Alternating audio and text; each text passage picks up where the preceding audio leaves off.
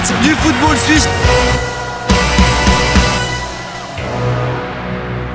Bonsoir à toutes et à tous, soyez les bienvenus sur Téléclub, c'est le temps additionnel et voici ce qu'on va retenir de ce samedi 20 juillet, c'est l'égalisation de Simone Rapp à la Stockhorn Arena contre Neuchâtel Xamax. Neuchâtel Xamax qui menait 2-0 grâce à un doublé de Raphaël Nuzzolo. Sorgic et Rapp ont permis à Thun d'arracher un match nul juste après une double expulsion, celle de Seferi et de Di Nardo. C'est une issue assez cruelle, mais pas autant que ça. On le verra, on en parlera avec notre consultant Steve Guillot qui est avec nous ce soir. Bonsoir. Bonsoir Dani. Merci d'être là avec nous. Avec plaisir. On va, si vous êtes d'accord, commencer par une petite question concernant le match qu'on vient de voir.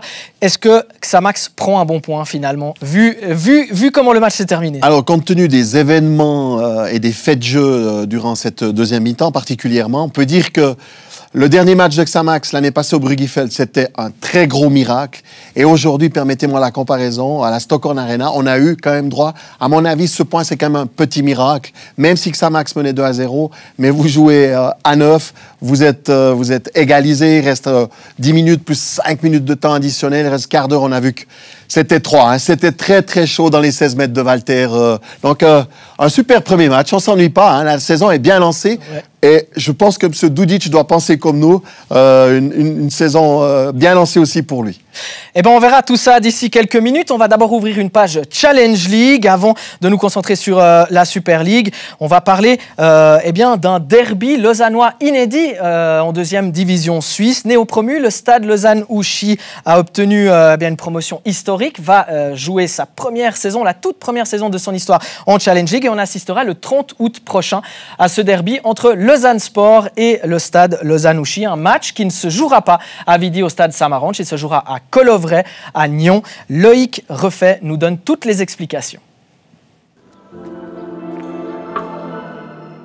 C'est ici, sur le stade Juan Antonio Samaranch, à 2 pas du port de Vidi, que le stade Lausanne-Ouchy défend ses couleurs. Malgré un terrain aux normes UEFA et une tribune de 750 places assises, les Lausannois n'ont pas reçu l'autorisation d'évoluer dans leur enceinte. Alors, qu'est-ce qui cloche? On se dirige gentiment vers le vestiaire du SLO. Donc, par rapport à la licence, comme vous savez, il n'y a pas eu de problème du tout au point de vue vestiaire, au niveau des visiteurs ou pour nous-mêmes ou pour les arbitres, etc. Donc, je pense que tous les points à discuter au niveau de la licence vont se dérouler sur le terrain plutôt et je vous montrerai un peu. Les vestiaires ne présentent aucun problème et des aménagements étaient prévus pour la presse. Alors, le nœud de cette histoire, cet éclairage, dont la remise aux normes de la Ligue avait été budgétisée jusqu'à une mauvaise surprise. Avant l'étude de faisabilité, c'était environ 270 000. Mais après coup, il s'avérait que les mâts n'auraient pas supporté les éclairages. Donc ça aurait coûté aux environs du million. Alors ce déménagement à Nyon, inévitable? Comment dire, c'était peut-être pas la seule solution, mais ça aurait été, dans ce laps de temps-là, c'était la solution la plus rapide pour l'obtention de la licence. La Pontaise étant déjà occupée par le LS, le club imagine une solution de bon voisinage avec le CIO.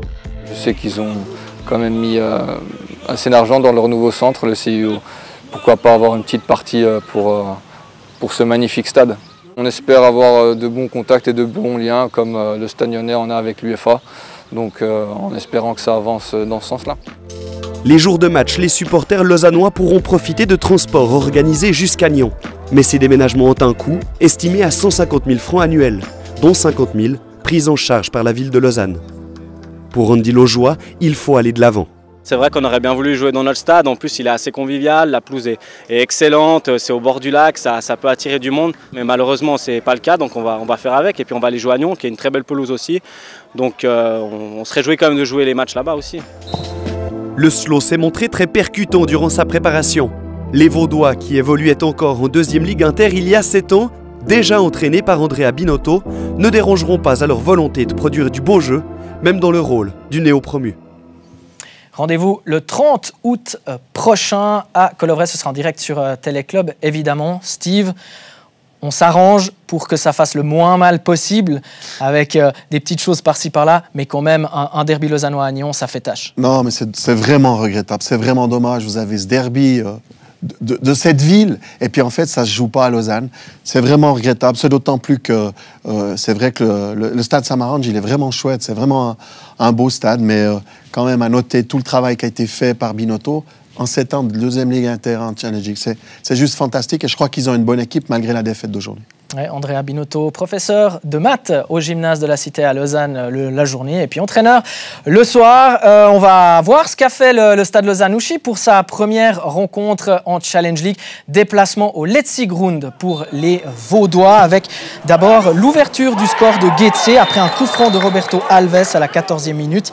Une faute dans les 16 mètres, le penalty et c'est Ben Khalifa qui va transformer ce tir. Retour pour Ben Khalifa à Getse. Il y aura d'autres buts dans cette rencontre. Le suivant arrive à la 55e minute. C'est Getse qui va doubler la mise avec un centre d'Euclide Cabral depuis le côté gauche pour Petar Puzic.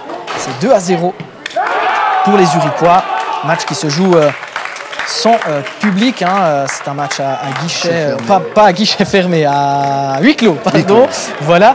Et puis, le Stade Lausanne-Ouchy va marquer son premier but en Challenge League, le premier de toute son histoire après une faute de ce même Cabral, faute sur Axel Danner dans la surface de réparation. Et c'est Mutombo, meilleur buteur du Stade Lausanne-Ouchy pendant les matchs de préparation, qui va se charger de marquer ce penalty. Le Belge qui a également joué en Écosse, notamment, qui marque donc ce but. Le Stade Lausanne-Ouchy qui avait gagné tous ses matchs de préparation et qui enregistre donc une défaite pour son baptême du feu, une défaite finalement assez, on va pas dire assez logique, mais on pouvait s'attendre à ce que le Stade ne gagne pas forcément. Oui, alors on attend quand même que Getse joue les tout premiers rôles, donc c'était quand même pas forcément un cadeau, malgré le fait que c'est un huis clos et que tous les guichets étaient malgré tout fermés. Absolument. Ce match. Voilà, on va parler un petit peu de l'autre équipe lausannoise de cette Challenge League, le Lausanne Sport. Lausanne Sport qui reste sur 2 échecs cuisants lors des 2 dernières saisons. Si le Lausanne Sport avait connu des mouvements très importants lors des 2 derniers mercato, ce n'est pas le cas cette fois-ci. On est plutôt à la recherche de la stabilité, retour sur la déception, retour sur les erreurs qui ont été commises par les dirigeants, mais aussi par les joueurs. Vincent Rigolet. Après l'échec de la saison dernière, le Lausanne Sport se doit de réussir l'exercice qui s'annonce. Face à la réalité du terrain, le président reconnaît que des erreurs ont été commises. I think what we've learned from football is you have to be quite patient. And we were very close last year, obviously very disappointed, but as were the team, as were the players, as were the coaching staff, everybody was disappointed. Une déception dont il faudra se nourrir, sans céder à la panique d'un grand chambardement cette fois-ci. Consistency is important. Keep the team together. They all want to do more. And then just selectively look for some new players, but not too many. We don't want to change it too much. I think in the past, perhaps we changed the team too much. But now we have stability and we can build on that. Une stabilité qui passe aussi par le staff. Sur le banc pour la seconde année consécutive, Giorgio Contini est toujours l'homme de la situation selon la direction du club vaudois. Je connais déjà depuis quelques années, d'une année les joueurs, le travail. Alors c'était comme dit, on n'a pas changé grand-chose. L'équipe elle est là, alors ils connaissent moi je le connais. Alors c'est surtout, on ne commence pas à zéro comme on a commencé l'année passée en été. Alors c'est un avantage ça. Et surtout, aussi eux, les joueurs, ils ont remarqué ce qui se manquait. Alors ils sont aussi très conscients qu'il faut changer quelque chose. Stabilité en grande partie, mais il faudra tout de même changer certaines choses si les Lausannois ne veulent pas revivre la déception du mois de mai dernier. Bon, surtout être encore plus exigeant dans le travail, travailler encore plus dans le détail, être aussi les joueurs qui se poussent encore plus pour gagner les matchs, pour ne pas être seulement sur le terrain et faire une gestion du jeu, surtout c'est encore plus important sur notre jeu. Et tout ça, c'est naturellement aussi le travail, être physiquement au top, mentalement au top. Et là, comme on dit, on n'a pas le temps de faire les caresses à tous les joueurs. Il faut être encore plus sincère avec les joueurs et surtout concentrer sur ceux qui sont là, qui veulent travailler et pas perdre de temps avec des joueurs qui n'ont pas envie de faire ce travail avec le groupe et avec moi. If I look at last season, the mentality was shown by some of the younger players. And we've talked to the team and said there's a responsibility throughout the team, particularly from the experienced players, to complement that and show that as well. And then the message that's come back is very positive. It's very good. En clair, le message du Lausanne Sport est le suivant. On va faire les choses mieux que l'année passée, je suis sûr. Et pour ça, on a 36 matchs pour le montrer. Pas le temps de faire des caresses, pas le temps de perdre du temps avec ceux qui n'ont pas envie d'être là. Le message de Giorgio Contini est clair. Mais je crois qu'on a plutôt bien fait les choses cet été du côté de Lausanne. On s'est séparé de joueurs qui étaient un poids dans le club. Il faudra voir maintenant avec l'arrivée de Turquès si vraiment il va être ce buteur tant attendu du côté de la Pontaise. Il a marqué aujourd'hui. Hein. Il a marqué, donc ça c'est déjà très très bon signe. Mais si je ne m'abuse, Lausanne n'a fait que match nul à Schaffhouse. C'est un cadeau empoisonné d'aller jouer à Schaffhouse comme premier match. Mais j'ai l'impression que cette stabilité prouve qu'on fait les bons choix du côté de Lausanne. Moi, je suis beaucoup plus confiant cette saison pour Lausanne que je ne l'étais la saison passée. Eh ben, on verra si vous avez raison. Steve, en tout cas, nous, on va jeter un petit coup d'œil au tableau des résultats de cette Challenge League avec Winterthur et Haro qui se séparent sur le score de 1-1. La victoire de Getse dont on vient de parler contre Stade Lausanne. La victoire de Ville à Chiasso et donc le 2-2 entre Schaffhouse et Lausanne. But de Bouniakou, Ngonga, Turkes et Sessolo. Voilà, on va maintenant s'occuper de la Super League avec le premier match qui nous intéresse, la rencontre entre Lucerne et Saint-Gall au Kiboun Park. Ça a été un match assez étrange parce que on a vu pratiquement que des occasions saint-galloises. On va d'ailleurs entrer dans cette rencontre à la 16e minute avec cette séquence, Steve. Il y a une faute sur Bakayoko, l'arbitre va donner penalty et puis il va avoir recours à la vidéo. Monsieur Tchoudi reviendra sur sa décision, il va même avertir Bakayoko pour simulation. Alors là, il y a deux choses qui sont intéressantes. D'abord, il y a le penalty qui est sifflé. Comme toutes les situations de ce genre, c'est-à-dire penalty, on fait appel à la VAR. Et puis là, on demande à M. Tchoudi d'aller regarder. Il se les juge lui-même. Et ça, c'est tout à son honneur.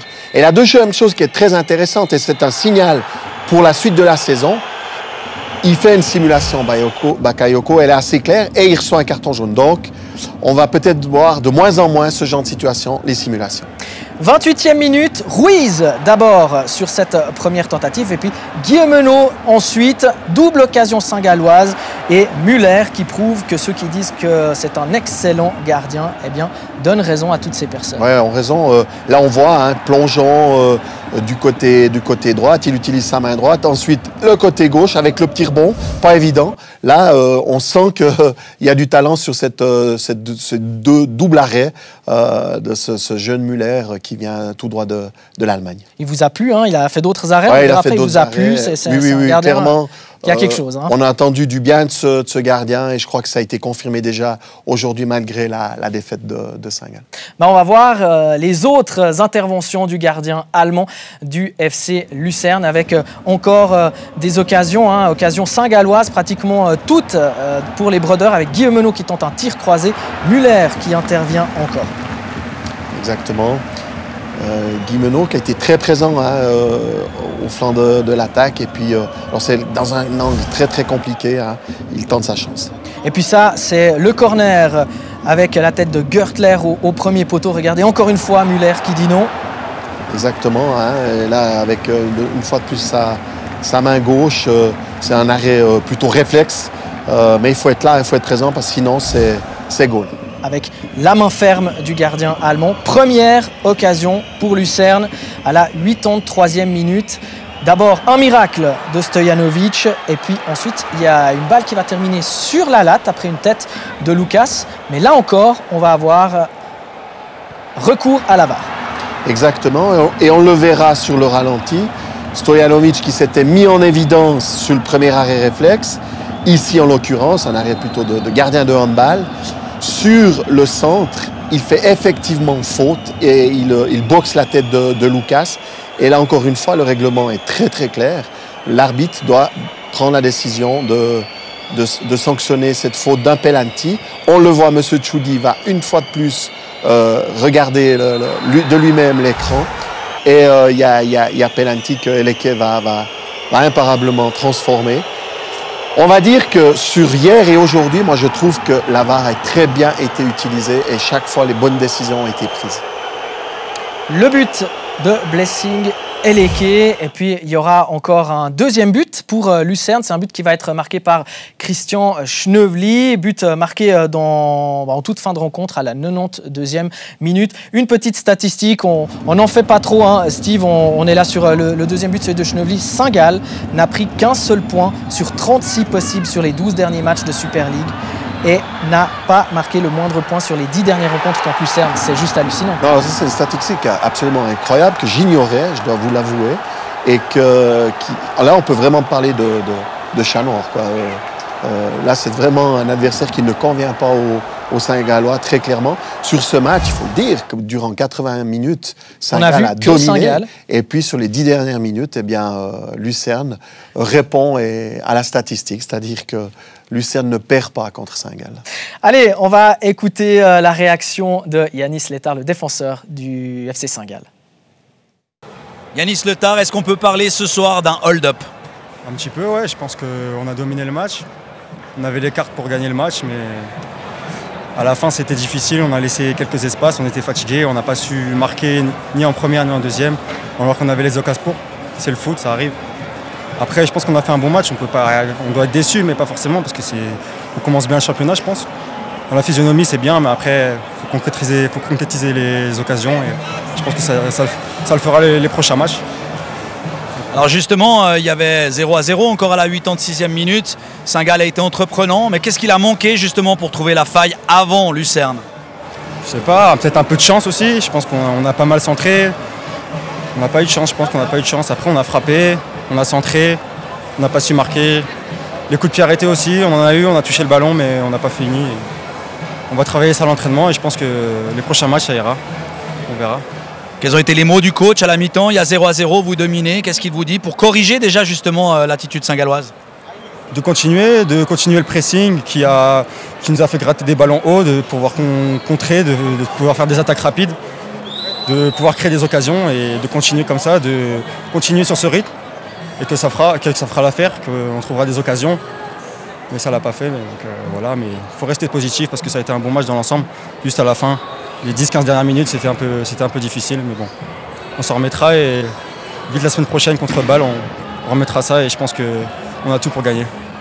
Saint-Gall qui se rendra du côté du parc Saint-Jacques samedi prochain pour y affronter le FC Bâle. Allez, on ouvre la page Thun Xamax avec donc un 2-2 entre les deux équipes. On va tout de suite vous montrer ce qui s'est passé dans cette rencontre avec d'abord un premier quart d'heure d'observation, on va dire, observation entre les deux équipes. On peut y aller sans problème avec les images. Ah non, on me dit que c'est pas prêt, donc Steve, une petite question pour vous.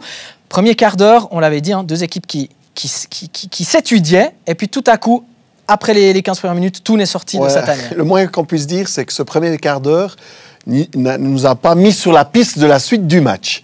Parce qu'on a un match quand même un peu fou en deuxième mi-temps. Et puis c'est vrai que dans ce premier quart d'heure, les deux équipes se sont observées. Ça, on devait s'y attendre, premier match de championnat. On voyait des attaquants qui ne faisaient pas le forechecking, deux équipes avec très peu d'espace entre les différentes lignes. Donc pas d'action, pas de situation offensive vraiment intéressante, ni d'un côté ni de l'autre. Et puis, la 15e minute, juste en sortie du premier quart d'heure, la première occasion, elle est à mettre à l'actif du FC Thun. Petite occasion, mais occasion quand même avec cette passe un peu involontaire de Rapp pour Bigler et Walter qui accompagne ce ballon du regard. Il y aura ensuite une occasion toujours tounoise, une minute plus tard. C'est Sorgic qui va se créer cette occasion sur un centre d'Efti venu de la gauche. Et puis là, par contre, il faut un très bel arrêt de Laurent Walter. Oui, Laurent Walter, il était à son affaire, le moins qu'on puisse dire, puisque ici, on voit bien Sorgic passe devant Djuric et puis touche, effleure la balle du bout du pied. Et ensuite, Walter, il fait un arrêt complètement réflexe, mais il évite la capitulation et l'ouverture de la marque du côté de Thun. On est dans un bon moment pour Thun. Et puis tout à coup, 26e minute, un coup franc pour Neuchâtel Xamax, tiré par Nuzzolo. La main sifflée dans la surface de réparation, le bras de Stillhardt. Ça va donner penalty avec l'arbitre qui va aller quand même voir les images. En tout cas, il recevra l'information comme quoi c'est penalty. On le sait, les nouvelles règles disent que c'est penalty. C'était un petit peu limite, mais il n'y a pas le choix, c'est penalty. Oui, alors ça peut paraître dur par rapport à tout ce qu'on a vu et tout ce qu'on a vécu dans le foot jusqu'à maintenant. Maintenant, il y a une règle qui est très claire. Alors, Stillhart, on peut lui reprocher une chose, c'est d'avoir été dans les 16 mètres, mais il était à la distance réglementaire. Ensuite, on dit élargir son espace du corps. Là, en l'occurrence, il y a très peu d'élargissement, mais on sent une petite intention et il touche avec le coude. Donc, le nouvel règlement est clair. S'il y a une intention, léger élargissement, eh ben, vous sifflez penalty. Il faudra qu'on s'y habitue. Penalty tiré et transformé par Raphaël Nuzzolo pour son premier but de la saison. Lui qui en avait marqué 14 lors de l'exercice précédent. À ce moment-là, on est sur un but contre le cours du jeu. Exactement. Et prend pas de risque. C'est en puissance au milieu du goal pour battre imparablement Fèvre. La deuxième période, avec une occasion pour le FC Thun à la 51e minute. C'est Simone Rapp qui va se la procurer. L'ancien joueur du Lausanne Sport va toucher le poteau. Là, en l'occurrence, Walter était pantois, sans réflexe. Et Simone Rapp, qui retrouve ses sensations, le disait en avant-match, c'est le joueur certainement d'un club. Et il a joué à Saint-Gall, il a joué à Lausanne, mais c'est ici qu'il s'exprime le mieux. Et regardez dans l'enchaînement ce qui se passe. On a eu le poteau. Et puis derrière, Nuzzolo qui fait tout seul. Mais là, franchement, la défense du FC Thun est quand même très, très laxiste. Bon, il abuse la défense, mais qui est bien trop passive, qui laisse rentrer Nuzzolo dans ses 16 mètres, qui peut quasiment faire la moitié des 16 mètres dans sa largeur pour après adresser un tir presque au milieu du goal, mais très difficile pour Fèvre, qui est pris un peu à contre-pied. Non, là, Nuzzolo... Il n'a plus que 12 buts à marquer à ce moment-là pour égaliser son score de la saison dernière. Mais quand même à noter, là, alors, on peut mettre en évidence la passivité, le laxisme de la défense tournoise. On continue avec un penalty cette fois-ci pour le FC Thun. Et ce n'est pas forcément, comme on pouvait le croire au début, pour cette main présumée d'Osh. C'est vraiment la faute sur Sorgic que l'arbitre sanctionne là, sur cette séquence. Alors il me semble que c'est la poitrine, le sternum de Nietzsche. De Nietzsche, bien sûr. Exactement, voilà, comme on le voit, mais il n'y a pas du tout faute de main. Par contre, il y avait une faute de Djuric sur Sorgic. Petite faute, mais voilà, gros effet, c'est la réduction du score. Réduction du score, donc signé Sorgic, qui avait eu donc cette occasion en première période. Et puis ensuite, 62e minute, il va y avoir ce centre de Nuzzolo pour Doudin. Ça aussi, ça aurait pu faire du bien. Marqué à ce moment-là du match, ça aurait peut-être plié les choses. Ouais, là, à ce moment-là, c'est clair qu'à 3-1, ça venait compliqué. Et puis, à noter, à nouveau, le centre ortais de Nuzzolo. Et puis, spontanément, Doudin qui tire et qui permet à Fèvre de faire un superbe arrêt. 73e minute, l'expulsion pour ce deuxième carton jaune pour Seferi. Là, c'est plus de la maladresse, mais il y a carton jaune. Ouais, c'est vraiment sévère parce que, en définitive, je pense qu'il n'y a pas une volonté. Il veut, à mon avis, voilà, il n'appuie pas vraiment. On voit que son pied gauche est sur le tibia de Glarner, mais il n'appuie pas. Alors, évidemment, Glarner, lui, s'est tordu de douleur.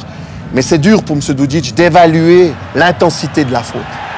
79e minute, la deuxième expulsion côté neuchâtelois, celle de Dinardo également pour double avertissement.